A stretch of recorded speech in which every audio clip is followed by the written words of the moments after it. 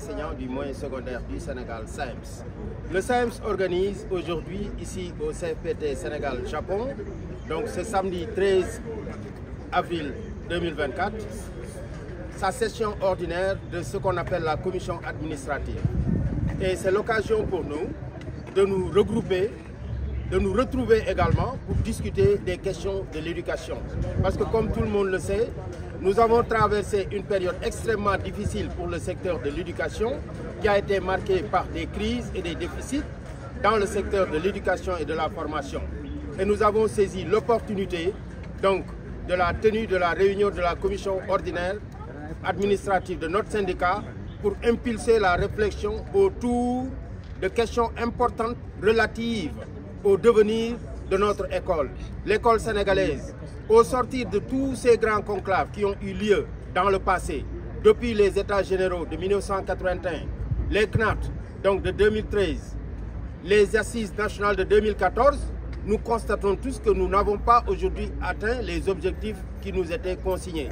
Et c'est pourquoi, après la survenue de la troisième alternance au Sénégal, nous avons décidé d'impulser la réflexion autour du devenir de notre école sénégalaise. Et pour nous, ce sera un moment de bilan.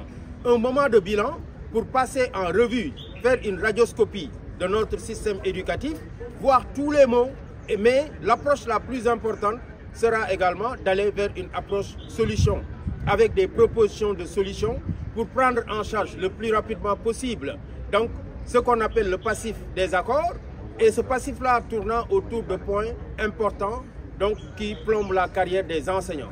Donc ce sera pour nous un moment de proposition de solutions structurelles pour la prise en charge des questions relatives à ce qu'on appelle les lenteurs administratives.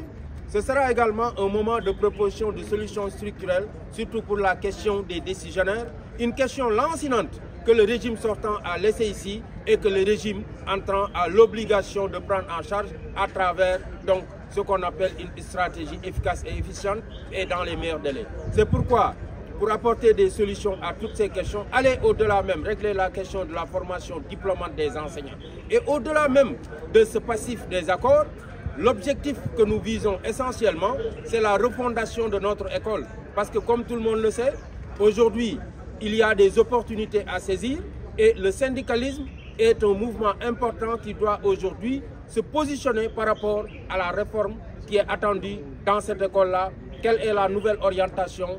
Et c'est dans ce sens-là que le SAEMS est venu faire ce qu'on appelle une nouvelle offre syndicale que nous avons synthétisée dans un document qui s'appelle le PETEF, qui est le pacte pour la transformation de l'éducation et de la formation, qui a procédé à un diagnostic en profondeur du système éducatif, qui a décelé tous les maux qui ont plombé le secteur et qui se propose aujourd'hui d'aller vers une approche solution pour qu'on ait une école de la réussite au Sénégal, ce dont nous avons tous rêvé. Et nous pensons qu'aujourd'hui, les autorités ont l'obligation, en tout cas, de nous accompagner dans ce sens-là pour qu'on puisse en arriver à la matérialisation des aspirations les plus profondes des enseignants du Sénégal, mais aussi de toute la communauté éducative pour qu'on ait une école qui forme le type de Sénégalais dont nous avons besoin, qui pourra porter naturellement le projet de développement du Sénégal et qui sera à même aussi d'être imbu des valeurs que nous devons inculquer à nos enfants, qui sera en phase avec donc, ce que nous attendons d'un citoyen modèle. Là, pour qu'on ait donc l'école dont nous avons toujours rêvé, depuis la loi d'orientation de 1971, depuis ce qu'on appelle donc l'école nouvelle de 1987-85, depuis également les États généraux de 1981, depuis la loi d'orientation de 1991, mais tout cela aujourd'hui, même avec les politiques publiques qui sont appliquées dans le secteur de l'éducation, nous n'avons pas pu atteindre les objectifs. Donc, si on peut parler de l'école, on peut dire que aujourd'hui le mal est profond. Le mal est profond par rapport au programme. Le mal est profond par rapport également à ce que nous appelons l'outil même de transmission des connaissances qui doit être réformé. Le mal est profond également par rapport à la prise en charge des préoccupations des travailleurs. Le mal est profond par rapport à l'environnement scolaire. Le mal est profond par rapport également à l'orientation même que nous devons donner à notre école, qui n'est pas une orientation pour former des généralistes, mais pour former des spécialistes d'où les réformes importantes qui ont été proposées au sortir des Assises nationales de 2014, qui nous parlaient d'une réorientation et d'une refondation de notre école. Aujourd'hui, c'est ça la perspective que nous voulons, nous, enclencher, et nous pensons que c'est la seule et unique solution qui pourra nous permettre de sortir l'école sénégalaise de l'ornière. Est-ce que vous êtes en phase avec les audits que le Premier ministre a annoncés dans le cadre de la nationalisation? Vous savez, aujourd'hui, comme nous l'avons dit, nous sommes en train d'aborder une nouvelle ère. Cette nouvelle ère-là doit être marquée par la rupture.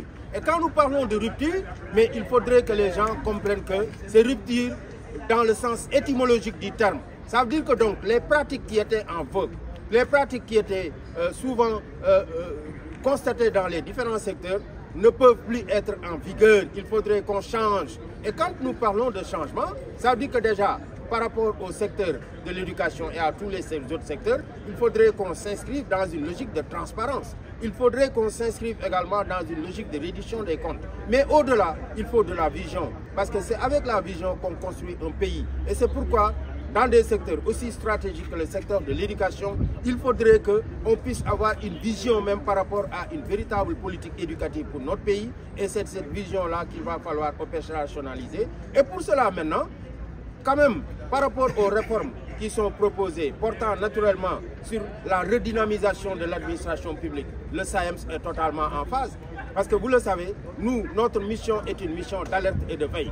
Donc, quand nous avons vu les instructions qui ont été déclinées par M. le Président de la République, nous nous en sommes non seulement réjouis, mais nous avons jugé qu'il nous a trouvés dans notre terrain de prédilection. D'autant plus que nous avons toujours porté sur nous le combat sacerdotal qui porte sur la dénonciation de tout ce qui gangrène la fonction publique sénégalaise, de tout ce qui peut aussi être source de fléaux, tels que la corruption, tel que le manque d'efficacité, tel que également le fait que les gens ne respectent pas le principe de la reddition des comptes. Et c'est pourquoi nous sommes totalement en phase sur toutes les procédures qui seront implémentées par les nouvelles autorités pour qu'on aille vers une plus grande efficacité, une plus grande efficience de notre fonction publique, surtout au niveau de l'administration. Et nous pensons que parmi les points phares, il y a un point sur lequel je tiens à revenir, qui porte sur la digitalisation de la fonction publique aujourd'hui, qui est devenue une demande pressante à laquelle il va falloir satisfaire pour quand même aller vers de nouveaux horizons pour la prise en charge de la carrière des travailleurs.